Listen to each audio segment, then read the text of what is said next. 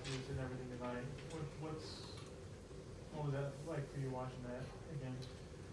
Well, he's shooting the ball as well as he has in his career. His feet are set. He's taking good shots. He's also passing the ball well. So he's just playing an all-around game, and he is certainly feeling it from the three-point line. I think he was 10 for 13 the other night, 6 for 9, and they were big shots for us.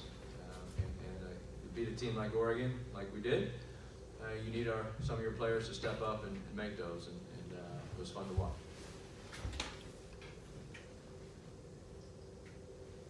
What kind of slowed you guys down early, I think? Well, we started out 1 for 6 with 2 turnovers, and we were taking bad shots, and we were selfish, and we turned the ball over, and we took contested jump shots.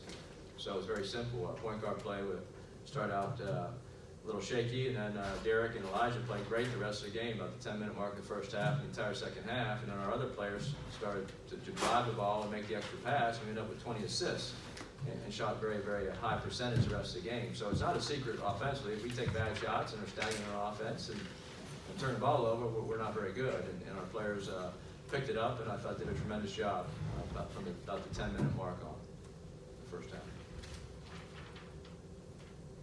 Is it surprising that it still kind of takes them along this far into the season to realize that that's the formula and that? Well, yeah, it's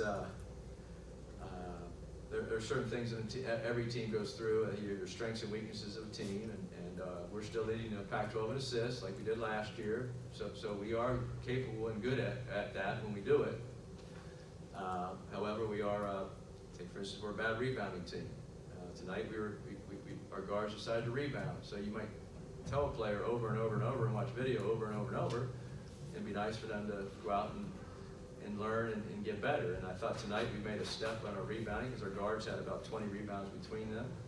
And then we got better after a timeout, a second media timeout, and just saying, hey, you guys got to pass the ball. So a couple of our guys are getting double teamed and still trying to shoot. So you have to remind these young men sometimes, and that's what the staff is for. But at the same time, we expect our players to keep developing, keep getting better. And we shouldn't have to say the same thing over and over if they're doing what they're supposed to do. And so tonight, I thought we saw a lot of improvement, especially in our rebounding from our guards.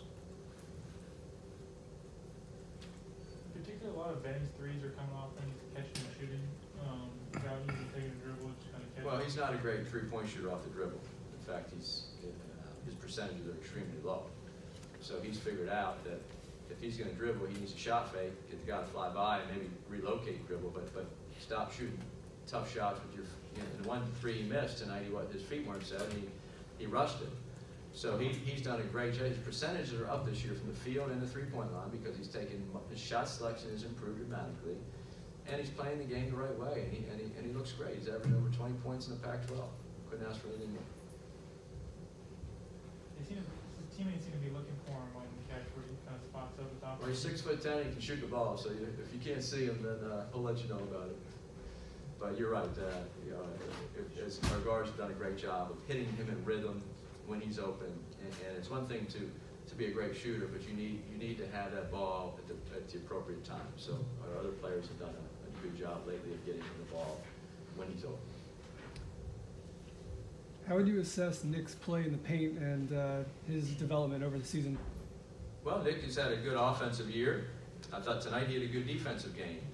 When he makes his mind up to be physical and move his feet on defense and wall up, but the problem we've had is when we lose games, we get outscored in the paint significantly, and they're starting and backup big men come off and just dominate the paint, and we've seen that quite a few games this year where we didn't have an answer. So tonight we outscored Oregon in the paint. I thought Nick was a big part of that. He played so when you say his development, he's developed as an offensive player. Now he needs to take that next step defensively because he is a good rebounder. But if you play 35 minutes and you have 15 and 10 at the end of the night, but then you take the starting 5 and the backup 5, and they have 22 and 15 combined in 35 minutes, well, yeah, you had good numbers, but maybe you lose the game because you're not doing that. So that's his next step, and I thought tonight he was terrific.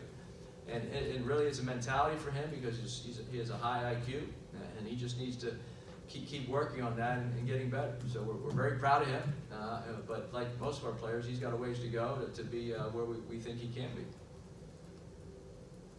There was a stretch there in the early part of the second half when you guys built in some space there that he had one of those Nick stretches where the energy was right and he was just doing everything. Mm-hmm. What did you see there?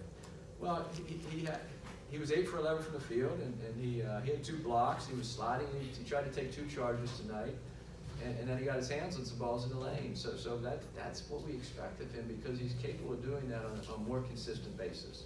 And when he does play a big guy to move his feet and stay out of foul trouble and use his length. And so we hope this is a progression, because the last 2 games he's done that. You removed him from the starting lineup last weekend. Do you find that some players are more affected by that type of thing than others, and is he one of the ones that responds to that? Well, I think most players prefer to start, especially some that start all season. But if you don't deserve to start, you're not going to start. And that goes well beyond just can you make a jump hook or a layup or a free throw. It goes off the court in practice, in the games, etc. And so we did start Victor, and I give Victor a lot of credit, because Victor came off, he played 18 or 19 minutes against Cal, was really good defensively.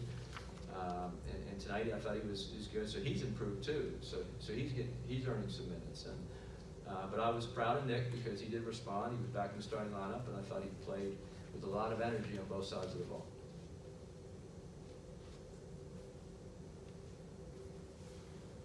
Anything else for Coach?